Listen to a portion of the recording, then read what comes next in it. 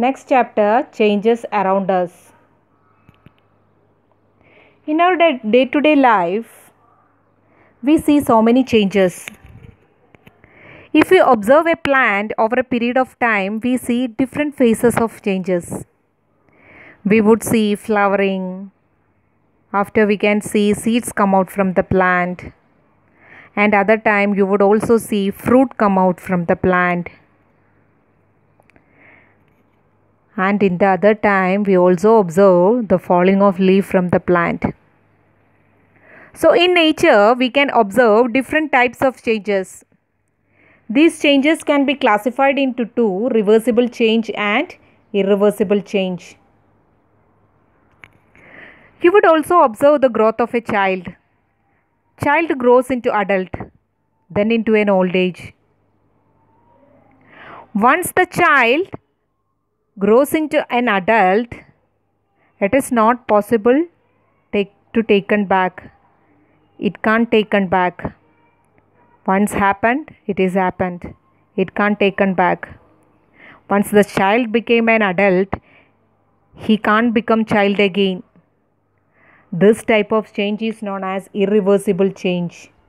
A change which cannot be reversed even on reversing the course is called irreversible change. In this change, the products cannot be converted back to their original form. Once the child became an adult,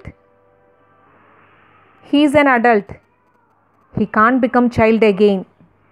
That is irreversible change. The change cannot be converted back. When we stretch a band, there is a change in shape of band. By applying a stretching force, there is a change in shape of band. Now when we stop applying force, you will notice that the rubber gets to its original position. This change is known as reversible change. A change which can be reversed on removing the course. Here there is a change of shape because we applied a force. If we remove the course, that is, if we remove the force, the products formed converted back to its original form. This is known as reversible change. The change is reversed when we remove the course. There are so many examples are there for reversible change and irreversible change. First one is the change of water. Water can be changed into ice by placing water into freezer of the fridge. The ice so formed can be converted back into water by placing ice outside the fridge. That you know. In case of electric bulb gives light when electric current passed through it.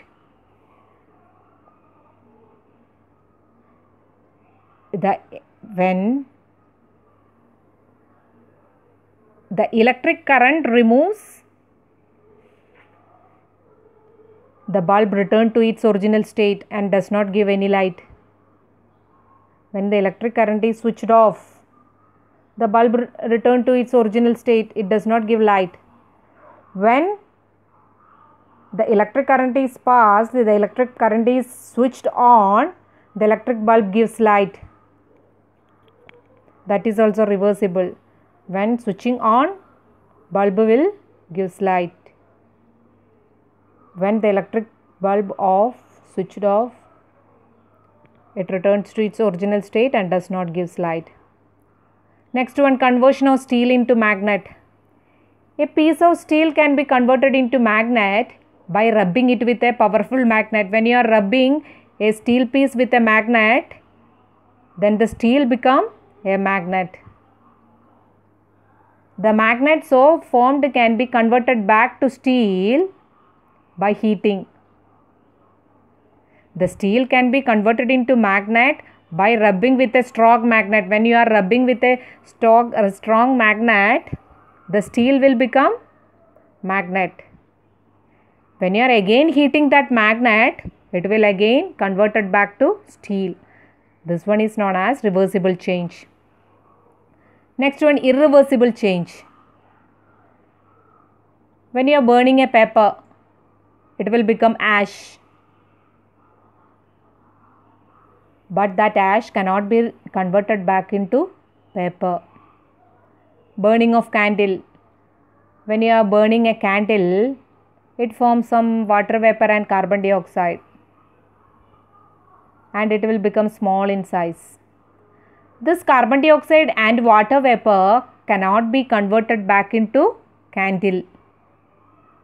Curdling of milk. Milk can be converted into curd by adding a small spoon of curd into milk. Milk will be converted into curd. But the curd cannot be converted back into milk. Growth of plant also the same. These type of changes is known as irreversible change. And how this changes occurs? Changes can be observed. Changes can be done by applying force, applying heat, and also by dissolution. We can observe changes by applying force, by heating, and by dissolving. Changes can be observed by force, by heat, by dissolving. Changes caused by dissolving, salt or sugar. When we are adding salt or sugar in water, it is soluble in water. During this process, there is a change. Salt or sugar dissolved in water. By evaporation, by the process of evaporation, we will get back the same thing. The objects will be get back. Salt or sugar and water will be get back by evaporation and condensation. That also So that is the changes caused by dissolving. We can observe changes by applying force also, that we have studied one. Stretching of band. There is a change in shape of the band by applying force. When we remove that force, it will be converted back to its first position. This is also reversible change. Blowing of balloon, that also You just take a balloon and blow them. When you are inflating the balloon, it will increase in size. When we release, it gradually deflate and back to its original shape. Once you are inflating the balloon, it will increase in size. When we release, it gradually deflate and back to its original shape. It is also what? Reversible. In case of cotton thread that you have studied in chapter 3, cotton fibers which are fluffy, it can be spun into thread by applying force, and the thread again can be converted into cloth on handlooms, again applying force. The fluffy cotton fibers can be converted into thread by applying force. The same thread can be converted into cloth on handlooms by applying again force. So we can observe changes when we are dissolving some substances. Through dissolution we can observe changes. By applying force also we can observe changes. Next one, changes caused on heating. On heating also we can observe changes. Some objects simply get hot but no other changes. When you are drinking hot milk or coffee in a cup from a cup, you may feel some hotness, but there will not be no more change. Some objects get hot and burn, that in case of candle. When you are lighting the candle, it will start burning and its shape changes, size changes, but it is an irreversible change. We cannot get back the candle again. Once it's burned, it's burned.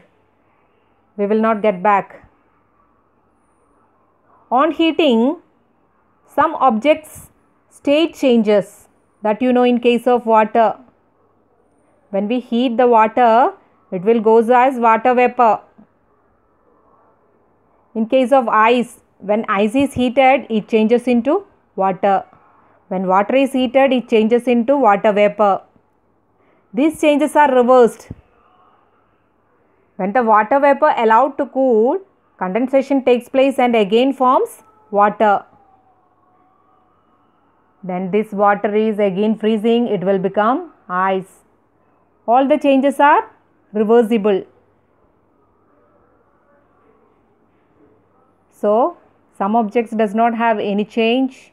Some objects get hot and remains the same. Some objects get hot and burn like candle. Some objects change their state. Liquid goes into water vapor, that is gaseous form. That vapor again into liquid water. When freezing, water goes into solid state, that is ice state, that is liquid goes to vapor, liquid goes to gases, gas again converted into water.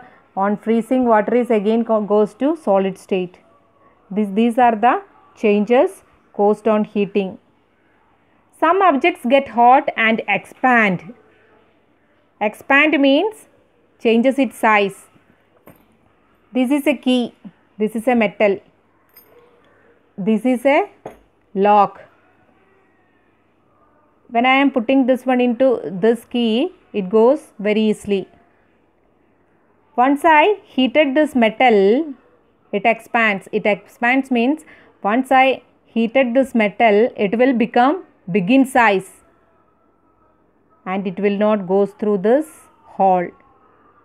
When it is allowed to cool for some time, it will again return back to its original size. Again, it will go through the lock easily. That is, on heating, metal expands.